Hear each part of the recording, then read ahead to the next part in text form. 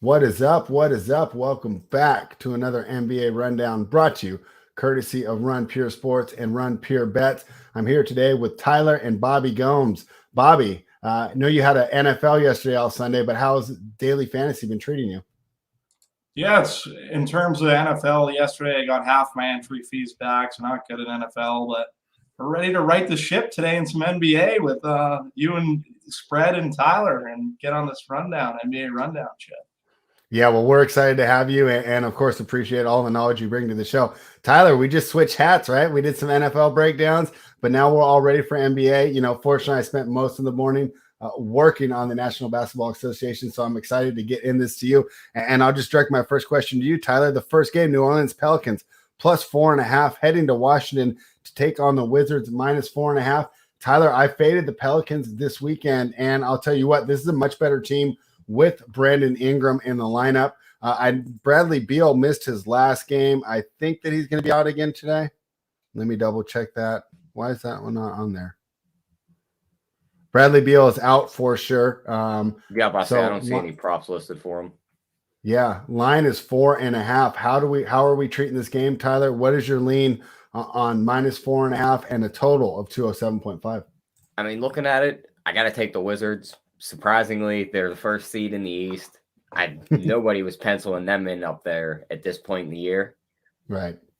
Now, I'd lean there. I wouldn't play it just because we were fading this Pelicans team early in the year, you said, like you've been doing. Mm-hmm. With Ingram back, they look a little bit better, and that kind of scares me.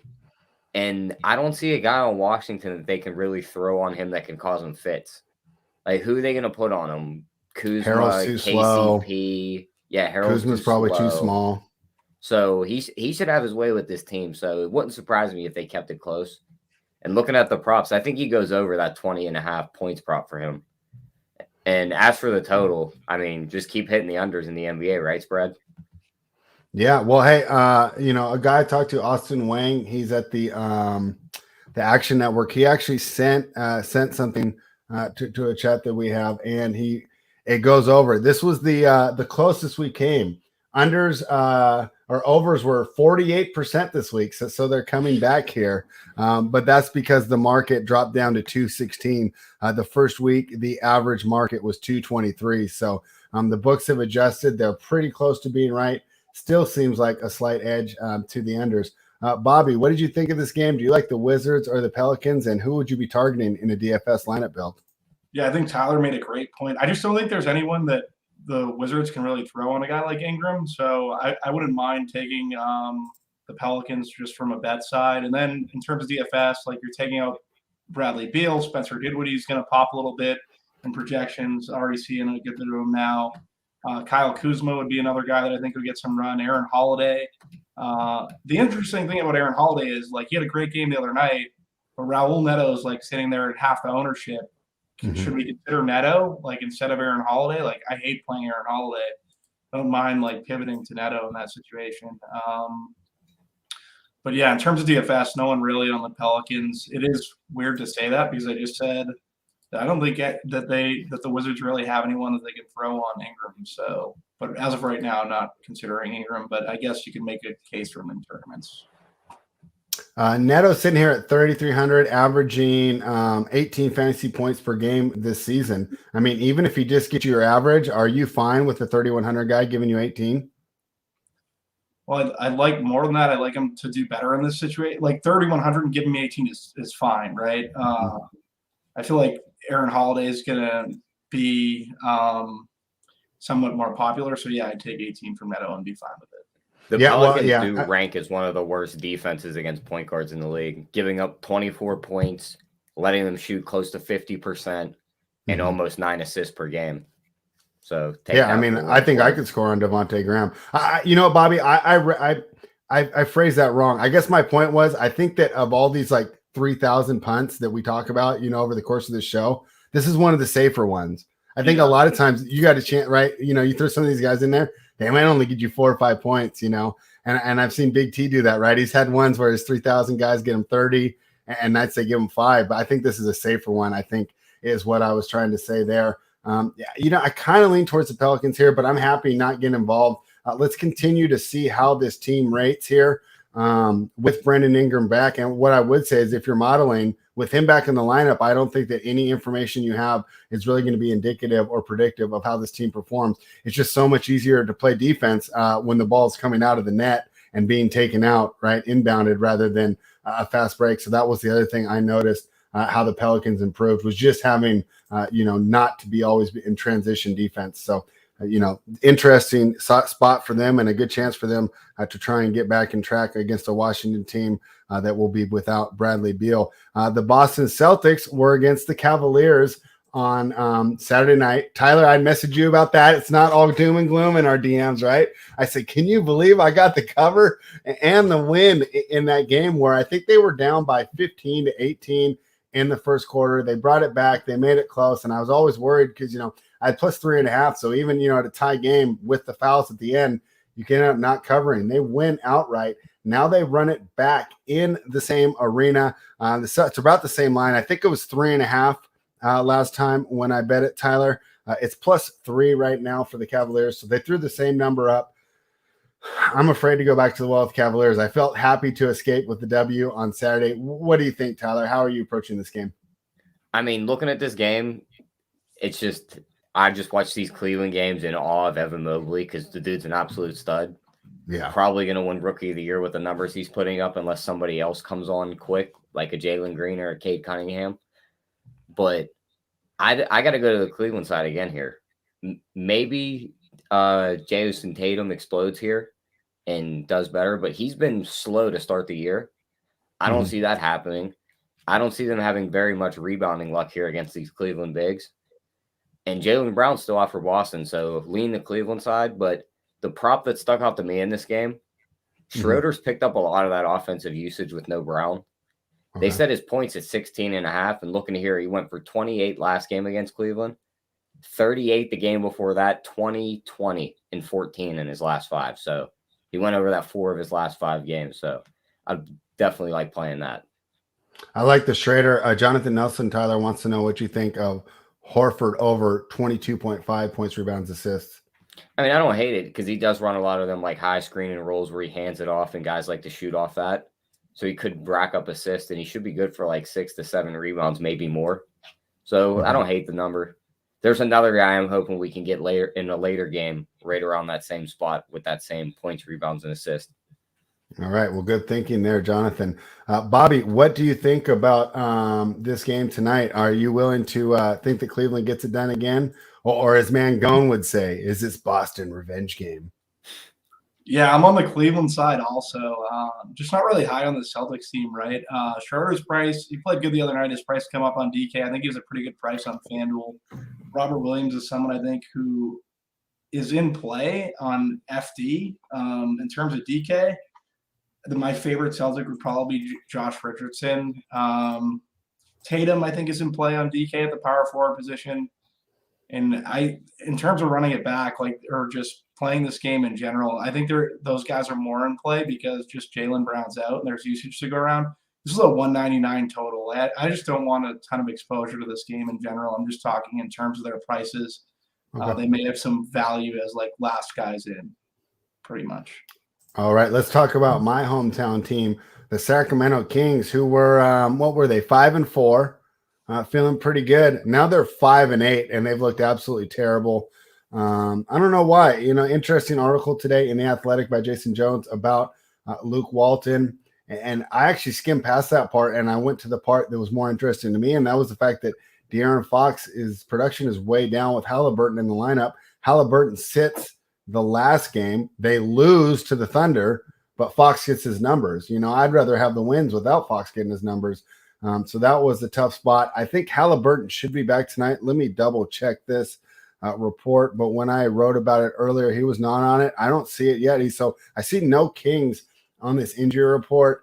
I wrote about this game earlier, Tyler, and I said, hey, JJ loves this idea, right? Buy low, sell high. I got the Pistons coming off a win on Saturday night where they put up 127 against Cleveland after only putting 78 up on Friday night. So the dreaded back-to-back, they increased 49 points of offensive output, and now they're feeling good. They're coming home.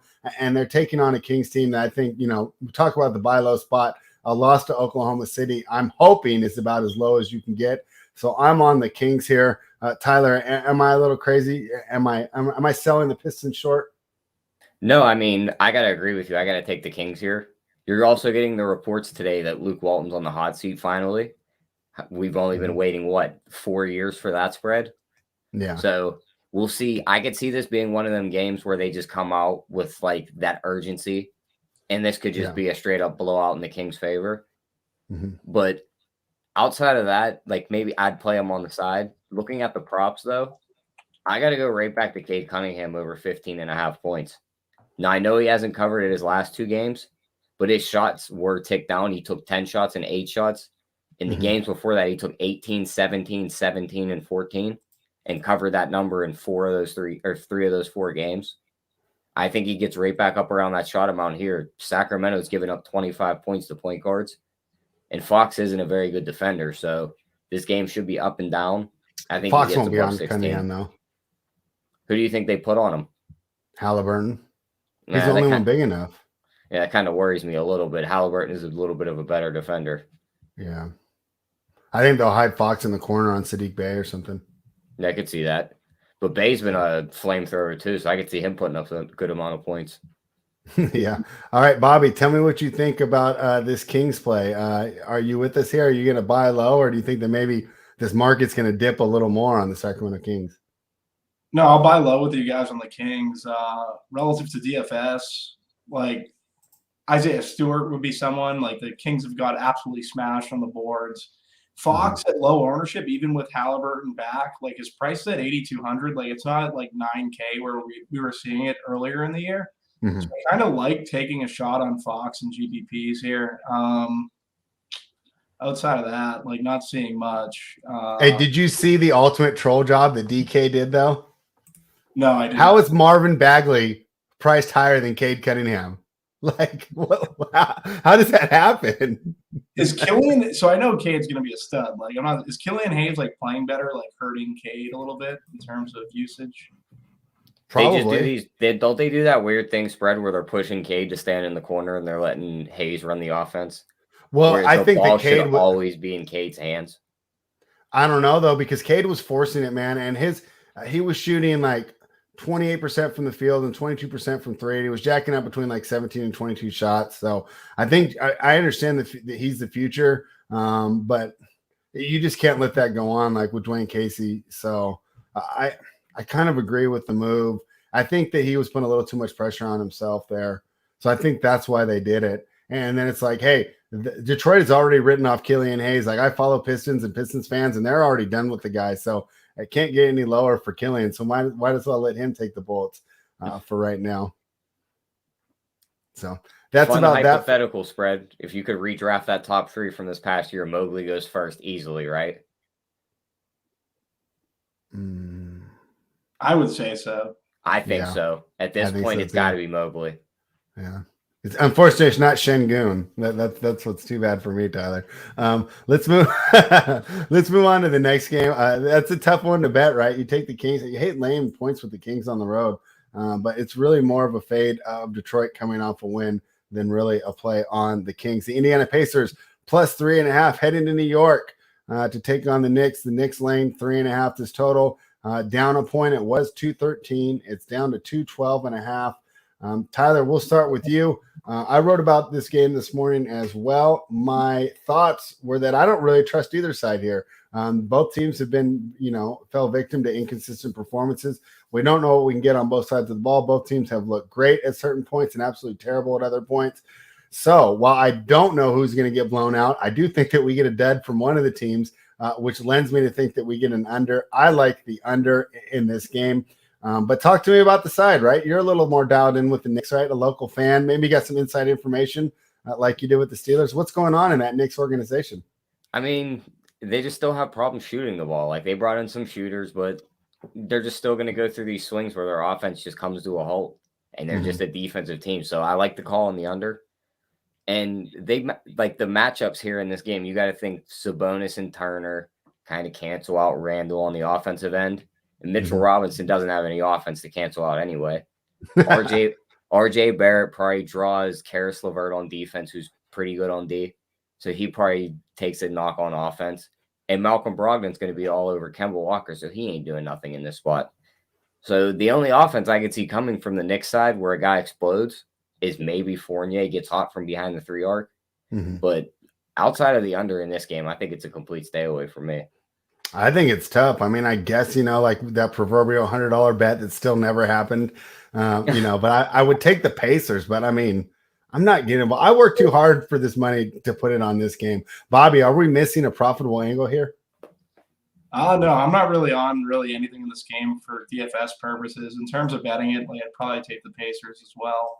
I just Miles Turner went off in this situation, but you have to figure there were Indiana Pacers who were out in that game previously, and that's not the case tonight. A lot of these Pacers guys for the remainder of the year, as long as everyone's at full strength, are pretty much going to be guys that I have no interest in just because they all kind of eat into each other, right? So that's pretty much my stance in this game. I like the under, and let's just move on. The Orlando Magic are catching 10 against the Atlanta Hawks. Tyler, my initial lean here was to take the Magic. 10 points seems like a lot for a Hawks team that isn't 100% coming together. And then we found out today, right, they're missing DeAndre Hunter for a while. So, of course, that's going to help players like Kevin Huerter and Cam Reddish, right? But overall, I wasn't ready to lay it with Atlanta, but Orlando has been losing by double digits a lot. So while I originally leaned the Magic, I crossed it off. I felt that I was getting a little too cute, and you just see the big points, and you get excited. Oh, I'm going to get to grab 10, but I think this line's here for a reason. So I'm fine staying away from it. Lean the Magic. What are your thoughts? I like the Magic side here. I think there's a slight chance they could win this game outright. Well, hear me out. Of course there is, because it's the Atlanta Hawks. That, and they played the Bucks last night, spread. You can't tell me they didn't have that game circled because of the Eastern Conference Finals. Exactly. They went in there. Trey had a big game. They probably celebrated that win we took out the guys that took us out in the playoffs. Here comes the complete flat spot right here where we're in the fourth quarter and these two teams are tied. And you definitely don't want to be sitting with a -10 ticket. So I'd probably definitely take the +10 with the Magic here.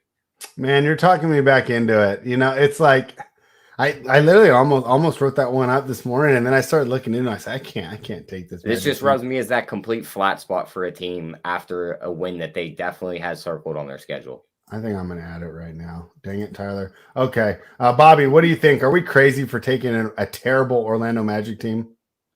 I don't think so. The Magic have been competitive, right? They're not great, but they've been somewhat competitive in these games. Then you have the potential letdown game versus the Hawks after playing the Bucks last night. For me, with DeAndre Hunter out, I like Kevin Huerter down at 3.8 for DK. Cole Anthony's in a pretty nice spot.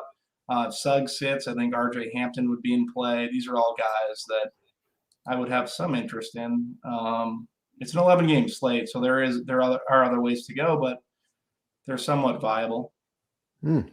All right. Any interest in the spend-up spot for Trey? But I'm with Tyler. I think this is a night you fade Trey. Yeah, I don't think I'd chase Trey. I'd probably be off in this situation. All right. Let's move on to the next game. Tyler, you talked me into it. I'm going to jump in there. I made worse bets. The Houston Rockets, talk about a bad bet, +11.5, but they're another team that's just consistently getting blown out. Tyler, we like them. We like their offense, their ability to score, but their problem is they just can't stop other teams. Now, Memphis was the team that I watched against the New Orleans Pelicans the other night. I like Memphis a lot, and Ingram embarrassed me. This defense has definitely regressed. The offense is jaw and a prayer. What do you think of this game? I don't want to take the Rockets because they've been losing by 18 every game, but I don't want to lay 11.5 with the Grizzlies. Tyler, show me the light.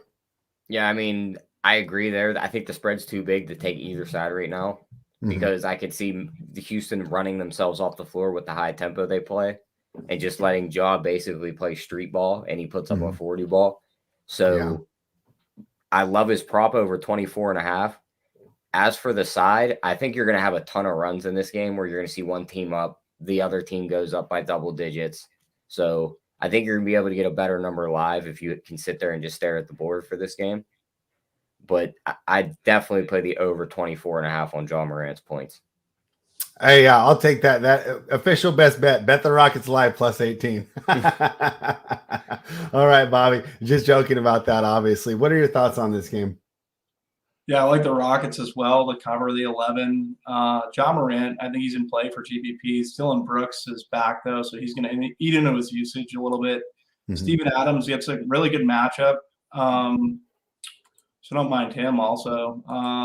Outside of that, there's not too much like I have interest in, but I think those plays are like they're fine, I guess I would say. Yeah, that'll be interesting to see how Steven Adams is. Steven Adams consistently coming in under 5K. I think he'd be a great deal, but I don't know. It seems to me like center is like the easiest slot to fill in DFS, or at least the most coveted. It always feels like all my values there because they're going to get the rebounds, right? So if there's a low-owned guy, like a Drew Eubanks, Andre Drummond before the numbers adjusted, right? It was just like so easy to make center your spend up. And then Adams is sitting there a little more expensive, so I pass over him a lot. But you're right, he is a pretty good option. Maybe on a smaller slate where there's not so many other good options at center. Speaking of good options at center, the Denver Nuggets are now catching 5 points against the Dallas Mavericks. Will Barton is doubtful. The Nuggets looked pretty good against a terrible Trailblazers team last night. I don't know what's going on there in Portland, but Denver once again gets the win. No one played over 30 minutes, so you will hear back-to-back, but hey, that's a pretty ideal situation to come in off a back-to-back, right? None of your starters over 30 minutes. I like the Nuggets here. I'm not, there's a lot of people that come on the show. I don't think we have anyone high on the Mavericks, right? Even JSU, who loves Luka, come on and say, like, this is just not a good team. He doesn't have a good supporting cast. I think we're all in agreement there. I think that we're getting some line value that's easily absorbed in the loss of Michael Porter Jr.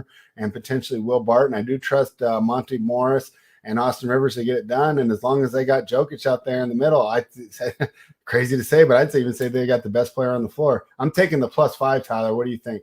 Yeah, I agree. I think the Nuggets are the play here. Now that line kind of scares me because I could see this being one of those weird ones where we have this nice line. It's too good to be true. Mm-hmm. And right as we get closer to game time, Jokic gets scratched. He never sits though. Yeah, but that line scares me. I'm a little nervous. It worries me. But definitely. You don't think the line is just a Barton MPJ reaction? I think that's if that's just for them, I think that's a little bit of an overreaction. Remember the Bucks game against the Knicks? We thought that Bucks line was like very good. And then right as game time got closer, Giannis was scratched with an ankle problem. Hey, we still almost covered that thing. That thing went to overtime. Yeah. It did go to overtime. But I would have been running pure if we got that cover, huh? If everything stays the same, Jokic plays and no one sits, I think Denver wins the game outright. Dallas doesn't really guard centers that well. They're giving up about 26 points to them. Mm-hmm. No Will Barton now, so that offensive usage has to go somewhere. It's going to go to Jokic and whoever he passes the ball to. So give me his over 27.5 points here. I think he's going to go for a 30 ball. All right, Bobby, what are your thoughts on this game? Is it Austin Rivers season in DFS? Yeah, for me, I really like Jokic as a spend up. But talking about Austin Rivers, I think Bones Highland, PJ Dozier, if Barton sits, I think those guys all kind of get a bump in this situation. Monty Morris would be. Did I hit on him? I think I did. Austin Rivers, I don't know. I just don't think I'd be getting to Rivers too much unless he starts popping in my stuff, which I haven't really seen. I've seen more Highland than anything else. Jokic would be my spend up in terms of the side I like. I'd probably go with the Nuggets. Everyone hates Luka. I like Luka tonight if you're going to play him. Correlating him with Jokic, I don't hate that. They're going to consume all the usage in this game. So that's a good structure, I think, in terms of if you're playing tournaments. We're going to have value. So I think you get to it. All right. Is there any way you run both of them and just hope this game goes bananas?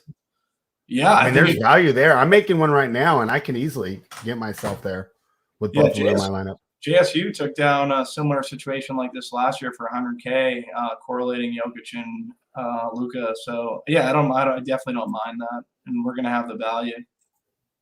Yeah, I mean, with all the great value you've already given, I'm on a build and I can easily get to Luka and Jokic in there. I think that's pretty fun, right? And then as Big T always says, if overtime hits, you're just bink, bink, bink, bink, bink. So maybe a good way to look at it. But it seems like we're all on board here with the Nuggets. So I'm pretty surprised how this number is here and how it's moving against us. So maybe you're right, Tyler. Maybe there's something we don't know, but I will go down with the shift. I will trust the numbers I've created, and they're telling me this should be 2. I'm not clicking that Denver button until the game's about to tip off. I'll tell you that much. That's fair. Just because I'm nervous someone's going to sit. That number's too good to be true for me. I've seen too much weird stuff out of this league too, spread where they get us with that. So I'm just waiting them out. Me and you are the opposite for NFL and NBA on this league. For you, it's the NBA players sitting and not trying. And for me, it's just the ridiculous pass interference calls, which to me are like the equivalent of like spinning the roulette wheel on like how the game is going to be officiated. I think roughing the passer calls are worse than the pass interference ones, but that's a topic for another time. I mean, we could talk about that for a long time. That's a great point there, Tyler. Let's move on to the next game. Hey, we're making time right after chugging during the NFL. Look at all this. Look at all this efficiency we have here on the NBA Rundown, brought to you by Run Pure Bets. The Phoenix Suns -3.5 heading to Minnesota to take on the Timberwolves. Talk about a line that seems weird. What are the Timberwolves? 3.5, huh?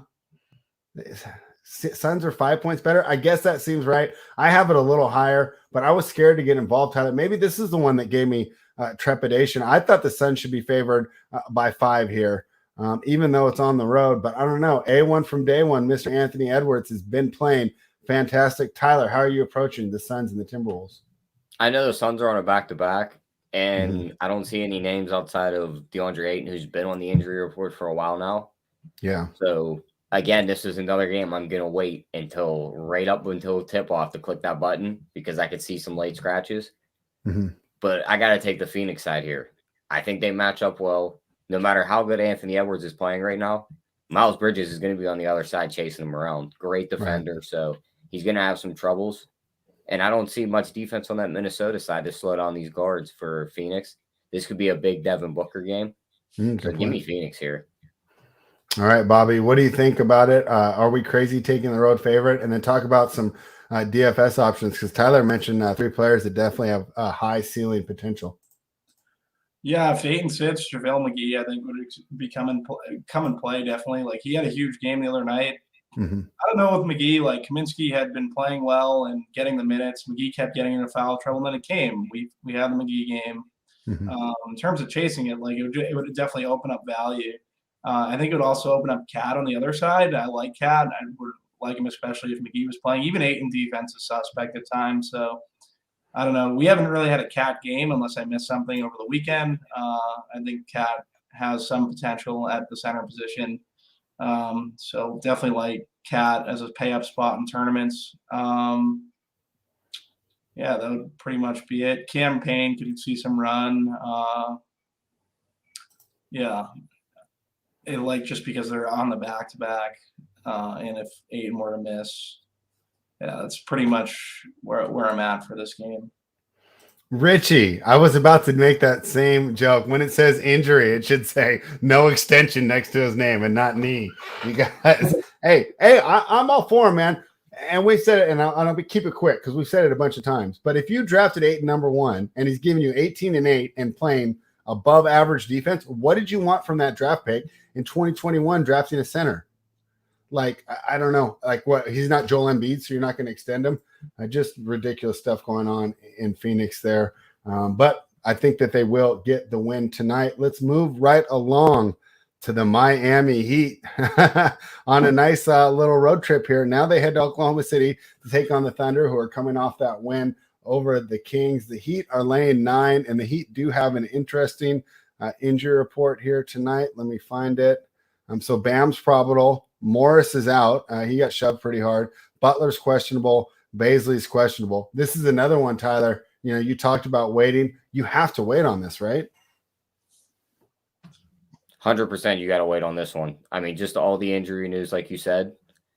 If Bam plays, I think you got to be all over his props here because I think he's just going to dominate with no favors on the other side. and especially if Baisley's out. And if Butler's out, I mean, you got to go to Heroes props too, because he's going to get a ton of shots. He's going to have the ball in his hands a ton. So waiting on the injury news on this one, but 9.5 is steep, but I could see them blowing them out if all these guys play. All right. And Bobby, and this is the proverbial wait for the news game, right? Because if Bam and Butler play, I think we're safe to stay away from this game altogether. Am I right here, or am I missing some value? Yeah, if Bam and Butler play, you can stay away, but I would just backload to be ready. I like Harrow a ton. Like if Harrow sits, we have a ton of point guard, shooting guard value. Like Harrow makes for a great spend up option to kind of be different. I think he would be relatively low owned in that situation. He's going to see a ton of usage. Yes, waiting for these guys to play. I think you definitely can do that. All right, so let's say they're both out. Who are you running then? If they're both out, like I'm definitely going to have Harrow in my lineups. Like he would be someone I'd have a tough time getting away from. We need news though, right? Okay. Yeah, he would be the first one that pops out. Lowry, I think, would definitely be in play in that situation. It's just a matter of, and if they play, like, I don't think they're the worst plays. Precious, no, Precious is on Precious on the Raptors now. I'm sorry. Yeah, basically, Jimmy Butler, Markey. Yeah, I would just Harrow and Lowry would be the two guys I have the most interest in.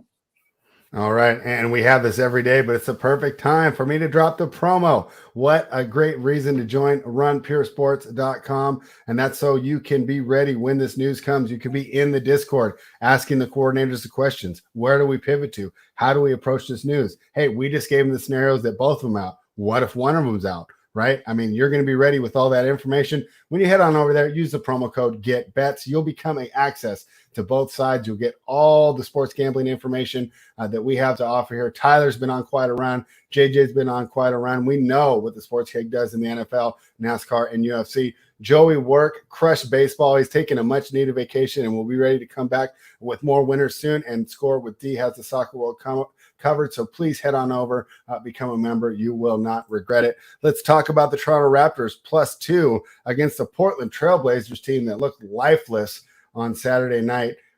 Two teams that I'm really having trouble getting a read on, so I stayed away from this game. But some of them I stay away from it, Tyler, because I would say, hey, this number's right. The bookmakers did a great job. On this one, I think there's value. I just don't think that I personally am able to identify it. Maybe you can. What do you think, Tyler? You said the Toronto-Portland game, right? Yeah. I didn't catch that beginning part. My computer cut out. But looking at this game is another one. I see a ton of guys on the injury report that you got to wait for. I see Lillard. I see Van Fleet. I see Precious. Boucher's already out. Greg Brown's also on the injury report for Portland. So definitely got to wait on the side here. One prop I don't think you got to wait on is Scotty Barnes' points, rebounds, and assists. Okay. The dude just puts up numbers. It's 25.5. I think he goes right up over that number. He's putting up like close to 15 points a game. He's going to grab you 7 to 10 rebounds. And if he gets you 5 assists, you're golden. So I think that's definitely worth a shot there. All right. Yeah. I mean, I guess I leave Toronto because Portland's been so bad. But let's be honest, Toronto hasn't been that good either. Right? Like I said, Portland's coming off a loss to Denver. At least Denver's a good team. Toronto's coming off a loss to the Pistons. I mean, yeah, I don't know what to make of it. Portland plays much better at home. This is a tough game, Bobby. Like I said, I'm not saying that this number is perfect. I think people are going to make good bets on this and winners, and they'll have a great angle. I just personally don't have it. What do you think about this game? Yeah, Scotty Barnes and OG, I think I would be backloading for news, but I think those guys would be somewhat interesting. Tyler kind of hit on Scotty Barnes. He's at 6,800. Yeah, outside of that, like totals to 11.5. Really not much outside of just waiting for news and the value for me. All right, let's say Dame's out. Who's our value for the Portland guys? Yeah, if Dame was out, then I'd definitely have interest in CJ. Or for that, like I think he would be my favorite. Nurkic would also be in play. What about Anthony Simons, who's a guy I've been high on, and I've put in my lineups a bunch of times, and he's never rewarded me. Do I keep going back to that well, or Bobby, should I just learn the lesson here? I think he'd get like somewhat of a bump, right? If Dame says. These game like the Heat game and like we have value on the slate, but it's more about backloading and waiting to get it. Like the Heat game, well, where's the Heat game? 8:00, and then this is at 10, so it's as the slate kind of progresses. But yeah, I don't mind waiting for. I would rather the most news I would wait for is like the 2 8:00 games being Denver and the Mavericks with the Barton situation, and then the Heat news. That would kind of cover my construction goes in terms of trying to find value. Yeah, Richie says Simmons too. Man, with Simmons, I mean, I feel like what was that, Bugs Bunny and the Acme or whatever, and the bad guy, Wile E. Coyote, right? Keeps falling for it every time. That's how I feel rostering Simmons. Let's go to the last game of the night. This one should be a fun, right? Isn't These are glory teams. Like a great spot tonight, though. Like even if Lillard plays, like Lillard probably doesn't go crazy with minutes, like a 36 plus minutes. Great so point. Simons could see a lot more run than normal. And if he's out, then you're golden. Yeah, that's a good point. That's a good point. So I will have to look into that. I was trying to find his price right now. Let me just. I think I looked earlier. I think he's like 3,500. I mean, yeah, that's worth a punt there. Where is he at? Well, we'll get back to that later. Let's go to the last game of the night. It is the Chicago Bulls against the Los Angeles Lakers. Once again, so LeBron's out for sure. AD's probable. I mean, the guy lives on the injury report. You know, they talk about rent-free. I mean, that guy should be paying rent on this injury report. So, of course, we're waiting on that news. But, I mean, the guy's always probable, and he always ends up playing. So let's just assume that he's going to play. With AD in there, Lakers are laying 1. What do you think of this game, Tyler? Yeah, I mean, you'll still have Russell Westbrook going up against Lonzo Ball, which I think Lonzo can cause him a bit of troubles because Lonzo is a great perimeter defender. Now, if AD does play, which it looks like he will, even though his name's always on this injury report, I think he could dominate the Chicago team. There's going to be no Vucevic in the middle, even though he's not really going to slow down an AD. So it's like, who's really going to be in there to slow him down? He should just have his way. I could see him putting up 30-plus points here. So lean the LA side here. I think Chicago drops this game. But Chicago's been looking good this year, so it wouldn't surprise me if they did come out and win this game. Yeah, I think it's an interesting game. You know, I was really high in Chicago, and they lit me down on – was that Saturday night or Friday night? It was Friday night. I was on them against the Warriors, and they got blown out that game. Yeah, it was. I was telling my buddy the next day we were working out. You know, I said, I lose bets. But most of the time, I could point to a certain point. But that one, I just got dead wrong. As the Warriors were clearly the better team. Bobby, what are your thoughts on this game? Yeah, so this is the game where all the value is, right? Like that's pretty much like LeBron out, Vucevic out. So Horton Tucker, Caruso, those guys for value.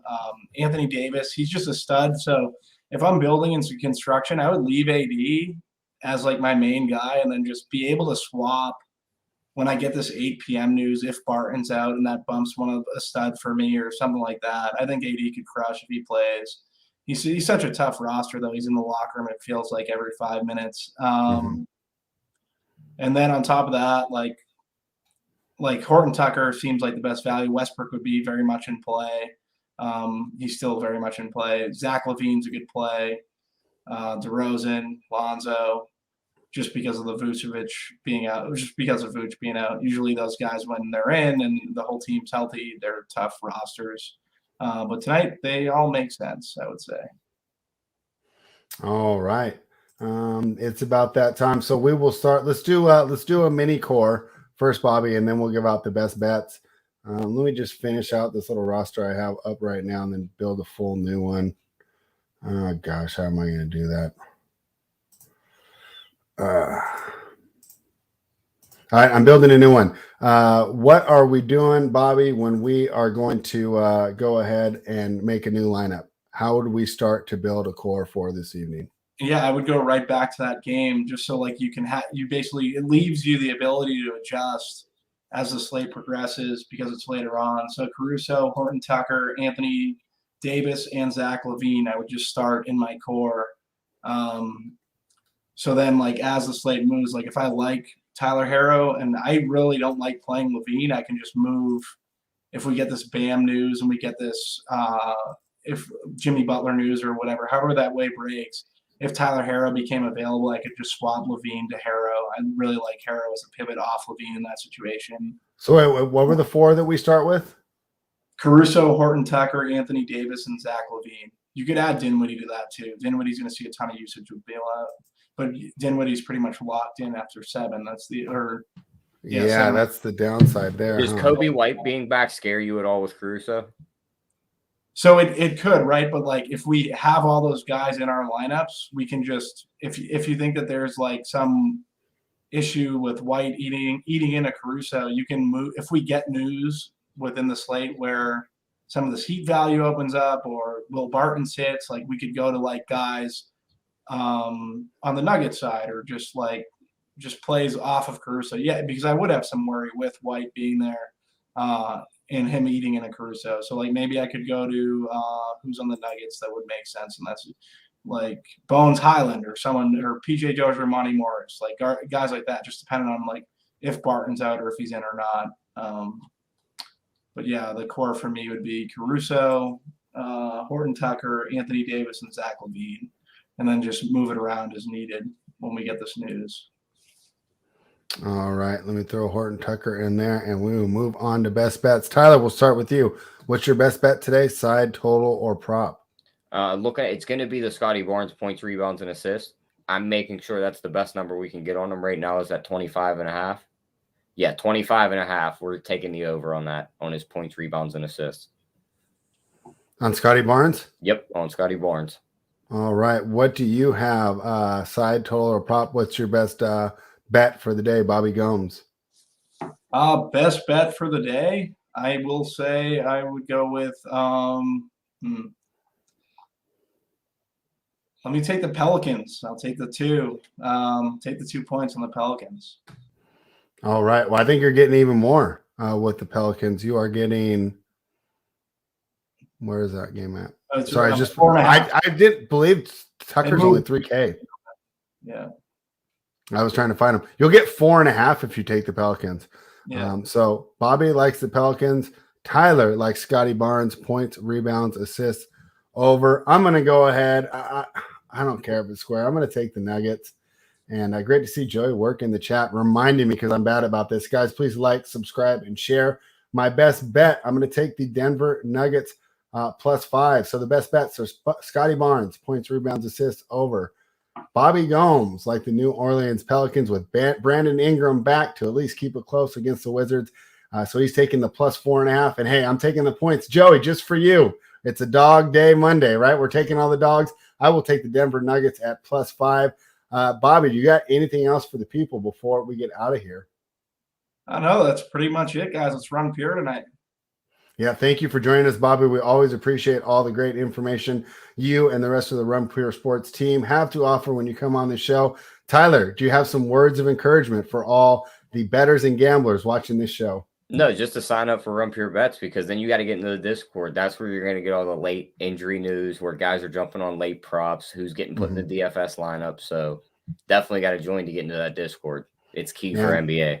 And join to get access to Tyler's props, which have been absolutely on fire. Of course, you will get the general idea and a whole bunch of them if you watch the Friday show here on this channel. You'll be notified if you subscribe. But you get the very best of the best, the ones that Tyler has weaned out, and he has been quite the success so far this season, along with the rest of the team. Thank you, everybody, for joining us. Run Pure.